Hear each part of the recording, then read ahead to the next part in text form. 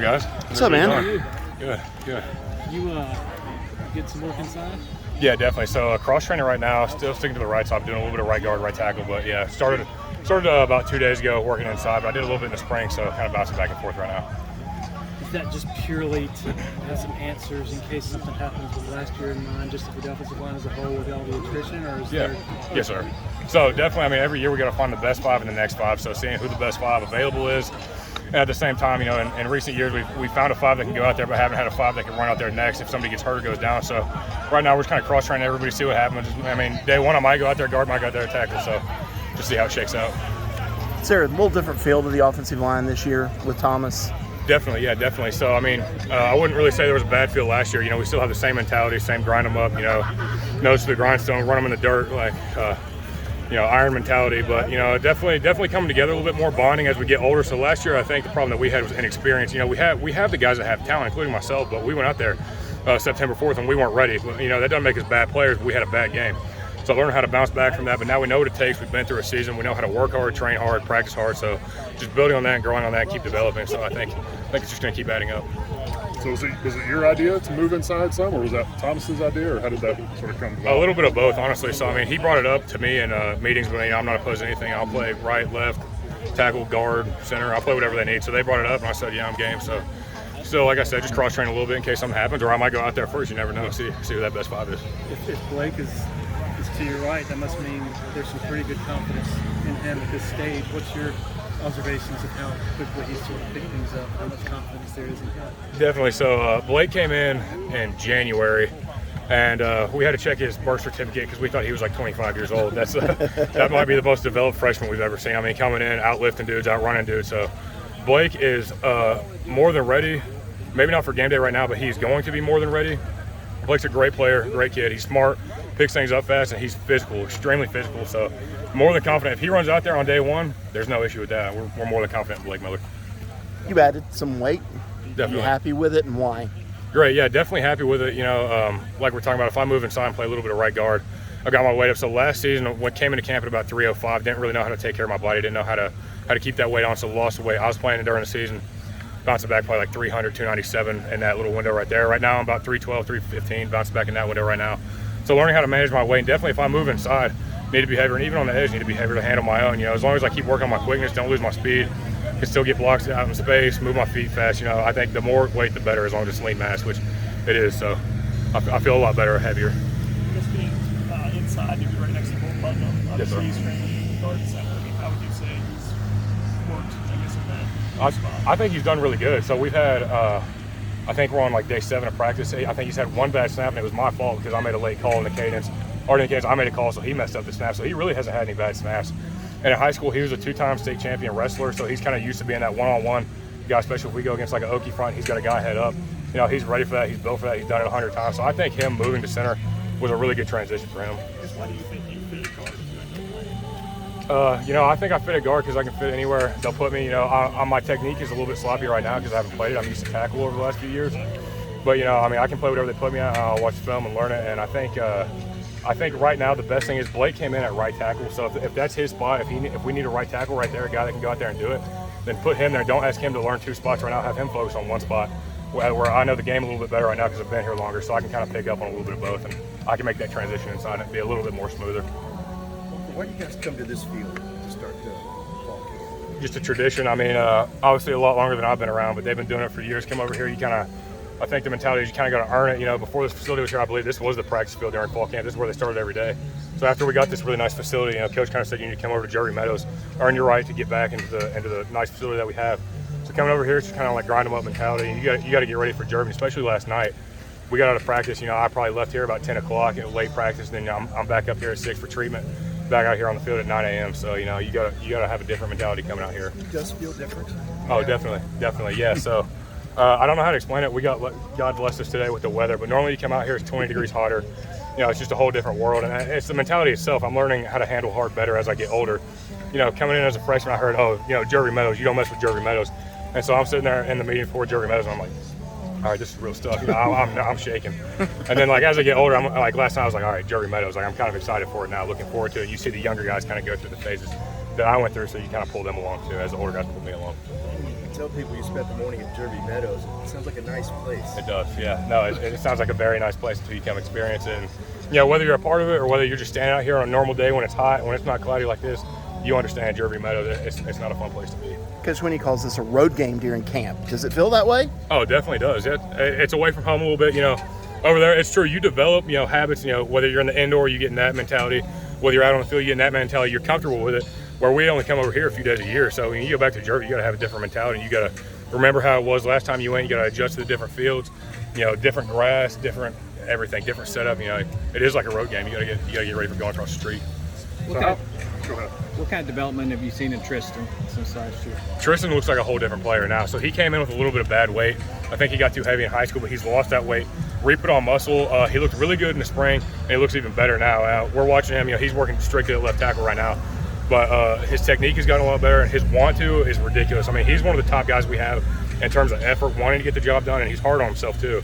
So we'll come in there, he'll ask me questions, you know, hey, I stepped this, I got beat across my face. He's always asking me questions like that. So Tristan Lee, he's going to be a dog here in a few years. How often are you repping at guard? So today, Jordan McFadden had a vet day where he wasn't running any live work. So I pretty much did the whole day at right guard. So I got more reps today, but on an average day, so if we have 4 sets, I'll do 2 at tackle, 2 at guard. So just kind of half and half, split that up. Walker, I think Tristan and Linthicum maybe both missed their senior year of high school. Yep. And had to come straight here. What were they up against? That's a very hard challenge for them missing a senior year of high school. I mean, that's a whole development period. Going back and looking at my film, watching myself junior year of high school for senior year of high school, that's a whole different player. So now they're coming from junior year of high school, missed that whole year, coming straight into college. That's hard. That's really hard. Missing a lot of football like that, missing a lot of time to develop, get stronger, work on your footwork, just a mental process, everything involved. Like that's hard for them, but they've adjusted well. You know, it might have been harder for them at first, but that's good because now they're ready and now they've both gotten better. Ryan Linthicum's another guy that looks like a whole different player out here this year. Even from the spring, he's made strides from the spring. He's going to be very helpful this year for us. Usually offensive linemen could use a redshirt year when they start anyway. Definitely. Because it's so difficult and they're working on their bodies. Yes, sir. I mean, to coming from a junior, basically a junior in high school to, you know, this league, pretty amazing. Yeah, no doubt about that. And that's another thing that I had to say about last year is what I was talking about. You know, we have good players and we have players that, you know, we're not bad football players because we had bad games, bad moments last year. I mean, as you said, you know, the normal transition for offensive line, you come out of high school as a senior, you redshirt, probably not a redshirt, but then you're a redshirt freshman, still working your way back up. Then you don't touch the field until junior, senior. Last year I was out there true sophomore. Marcus Tate, true freshman, his first game ever was the first game last year against Georgia. So you just have a lot of guys in experience that don't get that redshirt year. So we kind of got baptized by fire, but that's good. So like I said, it's helped us. It's pushed us a little bit farther than we know. We're more prepared now. So is that what you meant when you said September 4th came and you guys weren't ready? Is that what you Definitely, meant by yeah, that? definitely. So that's what we thought we were ready, but there was a whole different level that we hadn't seen. Because like I said, it's a lot different for me going out there. My freshman year, sure, I looked good when we're up by 40 points and I'm in there in the third quarter and those guys are tired. You throw it back, I mean, anybody can go in and do good in that. Right. But then when you go out there first play of the game against a NFL defense, that's a whole different world. So I mean, we experienced that, learned that we weren't ready, and then kind of step back, watch film, and decide, okay, this is how we got to move forward. And we've been doing that, and we've gotten a lot better. We're still not perfect. We're not where we need to be at all, but we're getting a lot better and building on that. I guess how did you see Marcus kind of absorb that year, getting trial by fire, Yeah. some mistakes? I mean, how do you feel like you went through the offseason and progressed from it? He definitely went the offseason with a different mentality. I mean, that's really hard to go in as a freshman. I think the hardest part about that is football is very mental, and it's hard not to be hard on yourself when you go into something like that. So coming in as a true freshman and playing like that, especially like the first game, you got to thinking like, oh, I'm a bad player. Maybe I'm not built for this. When in reality, you got to step back, and that's what we say. Help them along, help each other along, because we all had bad games last year. But coming in as a true freshman and experiencing that's very difficult to do, and that's why he's going to be one of the most ready players in a couple of years when he's an upperclassman, and even now going in as a true sophomore. Was there a moment last year where you felt like the line sort of took a turn, you know, in terms of, you know, not being ready to sort of maybe gelling more and playing more cohesively as a unit? Yes, sir. So I would say, so we ran the ball very well last year. I'd say as we moved on in the season, we had trouble early on. Pretty inconsistent in pass pro as we went on. Had some good games here and there. But really what I remember the most is Wake Forest, the last home game here. That's the first game that I really felt like we were working as a unit. We're all out there having a blast, and I mean, we ran all over those dudes. You know, beat them by a few touchdowns. We felt good, and that's the first time I felt we came together as a whole offense, not even just as a unit. That's the first time I really felt like, all right, this is kind of picking up where we left off. That's kind of like where we gained our momentum back.